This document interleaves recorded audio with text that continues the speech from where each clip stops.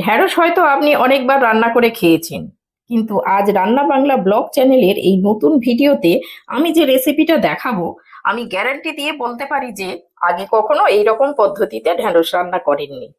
এইভাবে একবার এই রেসিপিটা করে দেখুন, ঢ্যাঁড়স তৈরির সমস্ত পুরনো পদ্ধতি ভুলে যাবেন এবং আঙুল চেটে খেতে হবে। আজ এই রেসিপির জন্যে আমি ঢ্যাঁড়স নিয়ে নিয়েছি, আর এই ঢ্যাঁড়সটা ওজনে 300 গ্রাম হবে। আর এই ঢ্যাঁড়সগুলো আমি একদম পরিষ্কার করে ধুয়ে নিয়েছি। এবার এগুলোকে কেটে নেব। একটু বড় বড় করে কাটবো, খুব ছোট ছোট করে কাটবো না, এই সাইজের করে কেটে নেব।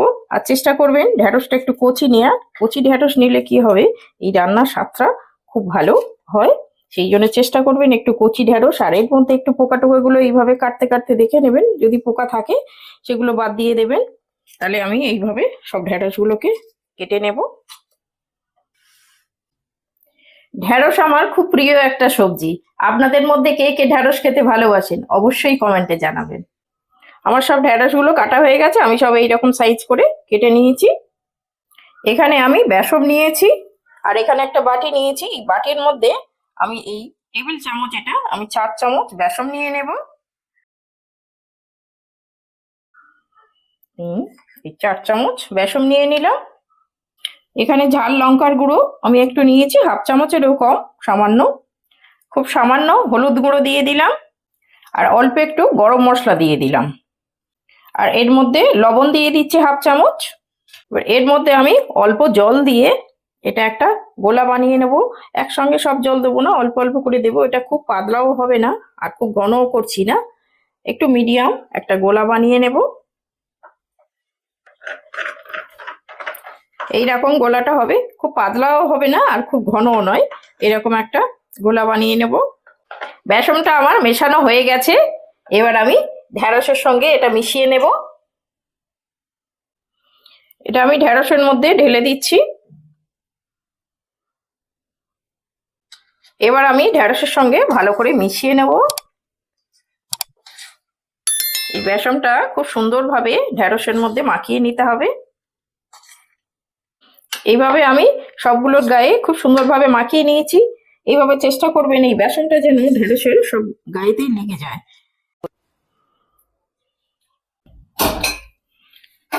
গ্যাস জেলে আমি কড়াটা বসিয়ে দিলাম, কড়াটা গরম হতে দিলাম। আমি এতে তেল দিয়ে দিলাম, একটু 1 কাপ পরিমাণে তেল দিচ্ছি। এখানে আমার তেল গরম হয়ে গেছে, আর এই ঢ্যাঁড়সগুলো আমি একটা একটা করে এইভাবে তেলের মধ্যে দিয়ে দেবো। যতগুলো ধরবে আমি ততগুলো দেব। যতগুলো ধরেছে আমি দিয়েছি, খুব বেশি একসঙ্গে দেবো না, এইভাবে অল্প অল্প করে দেব। দিয়ে এইভাবে উল্টে দেব একটু চামচ দিয়ে। এগুলো জড়িয়ে গেলেও কোনো অসুবিধা নেই, আস্তে করে ছেড়ে যাবে। এইভাবে আস্তে করে আমি উল্টে দেব। এটা একটু হাই হিটেই ভাজতে হবে, লো হিটে দিলে কি হবে, ঢ্যাঁড়সের যে জলটা আছে ছেড়ে দেবে, আর এর গায়ে যে কোটিনটা আছে ওটাও খুলে যাবে। সেই জন্য হাই হিটে একটু ভেজে নিতে হবে। এইভাবে দেখুন প্রত্যেকটা ঢ্যাঁড়স একদম ছাড়া ছাড়া হয়ে গেছে, কেউ কারোর সঙ্গে জড়ি নেই। এটা আমার হয়ে গেছে, এরকম হবে। এবার আমি এগুলোকে তুলে নেব। তেলটা আস্তে করে এইভাবে ঝরিয়ে নিয়ে তুলে নেব একটা প্লেটে।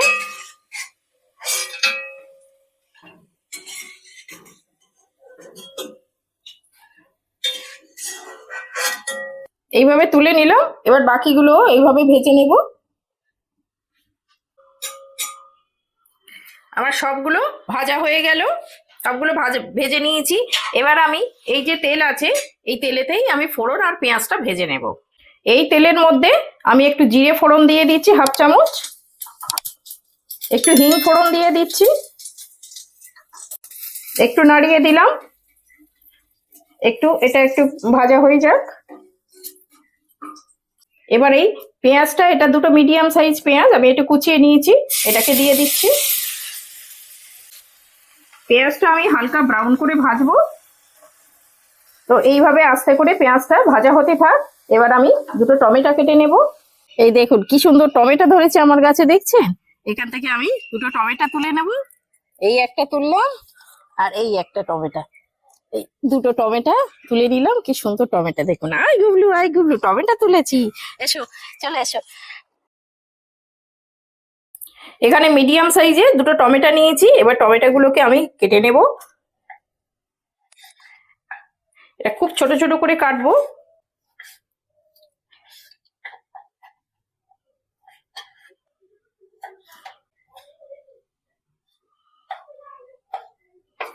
আমি খুব ছোট ছোট করে কেটে নিয়েছি একদম। পেঁয়াজটা আমার হালকা ব্রাউন হয়ে গেছে, আমি আর ভাজবো না, এইরকমই রাখবো। এবার আমি এতে কিছু গুঁড়ো মশলা দেব। ধনে গুঁড়ো আমি এখানে 1/2 চামচ ধনে গুঁড়ো দিয়ে দিচ্ছি। এটা লাল লাল লঙ্কার গুঁড়ো, এটা কালারের জন্য 1/2 চামচ দিয়ে দিচ্ছি।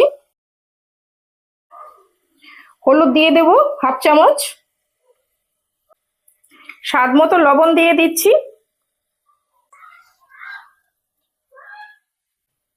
কেটে রাখা টমেটোটা দিয়ে দিচ্ছি। এগুলোকে খুব ভালো করে মিশিয়ে নেব, আর একদম খুব ভালো করে এইবার এই মশলাগুলো সব কষাতে হবে। টমেটোটা গলে যাওয়া পর্যন্ত খুব সুন্দর করে এই মশলাটা কষাবো। আমি এখানে টমেটোটা কুচিয়ে দিয়েছি, আপনারা এটা পেস্ট করেও দিতে পারেন।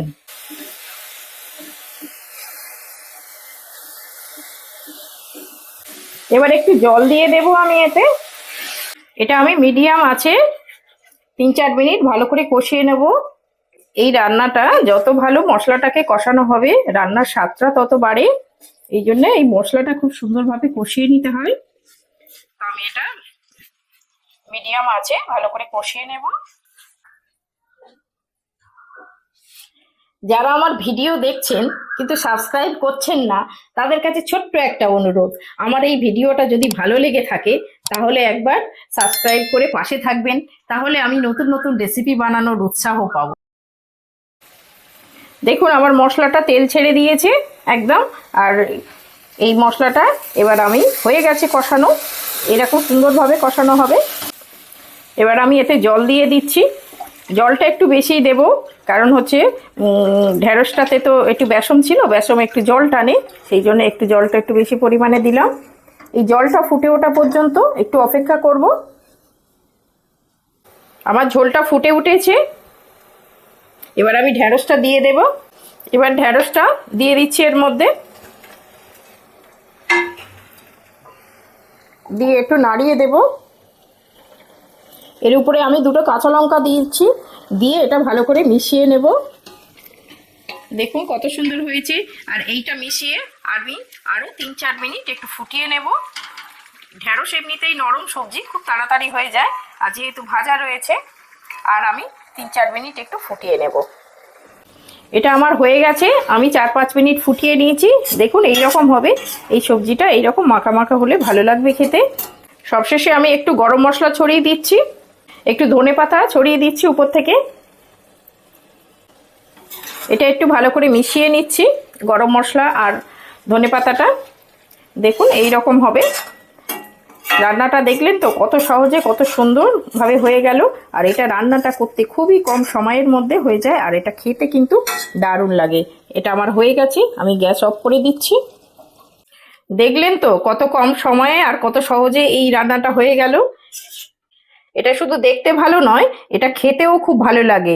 একবার অন্তত পারলে বাড়িতে বানিয়ে খেয়ে দেখবেন, সবার খুব ভালো লাগবে। এই নাও, খেয়ে দেখো। কি বানিয়েছো? আজকের এই রুটি করেছি আর ঢেঁড়সের একটা রেসিপি বানিয়েছি, খেয়ে দেখো রান্নাটা কেমন হয়েছে। ঢ্যাঁড়সের বানিয়েছো? হ্যাঁ, এটা একটা নতুন ধরনের রান্না করলাম। ঠিক আছে, আমি দেখছি। কেমন হয়েছে? দারুণ টেস্ট হয়েছে। দারুণ টেস্ট খুব হয়েছে। সুন্দর টেস্ট হয়েছে। রুটি রুটি দিয়ে দারুণ লাগছে। রুটি দিয়ে, এগুলো রুটি কেন ভাত দিয়েও খুব ভালো লাগে। তো আজকে রাত্রে করলাম বলে ওই জন্য রুটি দিয়ে দিলাম। খুব সুন্দর টেস্ট। খুব সুন্দর টেস্ট।